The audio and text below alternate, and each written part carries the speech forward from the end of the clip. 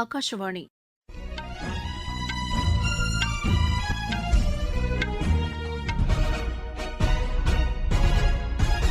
செய்திகள் வாசிப்பவர் வடிவழகி கபிலன். தலைப்புச் செய்திகள்: 25வது கார்கில் வெற்றி தினத்தையொட்டி பிரதமர் திரு நரேந்திர மோடி லடாக்கில் உள்ள கார்கில் போர் நினைவு சின்னத்தில் மலர் வளையம் வைத்து மரியாதை செலுத்தினார். உற்பத்திக்கான இந்தியா திட்டத்தில் 70% பாதுகாப்பு தளவாட பொருட்கள் உள்நாட்டிலேயே உற்பத்தி செய்யப்படுவதாக மத்திய அமைச்சர் திரு அஸ்வினி வைஷ்ணவ் தெரிவித்துள்ளார். இலங்கையில் அதிபர் பதவிக்கான தேர்தல் வரும் செப்டம்பர் மாதம் 21ஆம் தேதி நடைபெறும் என்று அந்நாட்டு தேர்தல் ஆணையம் அறிவித்துள்ளது. காவிரி நீர்பிடிப்பு பகுதிகளில் பெய்து வரும் கனமழை காரணமாக மேட்டூர் அணைக்கு வரும் தண்ணீர் இன்று வினாடிக்கு 59,000 கன அடியாக அதிகரித்துள்ளது. ஆசிய கோப்பை மகளிர் டுவெண்டி கிரிக்கெட் போட்டியின் முதலாவது அரையிறுதி ஆட்டத்தில் இந்தியா இன்று பங்களாதேஷை எதிர்கொள்கிறது.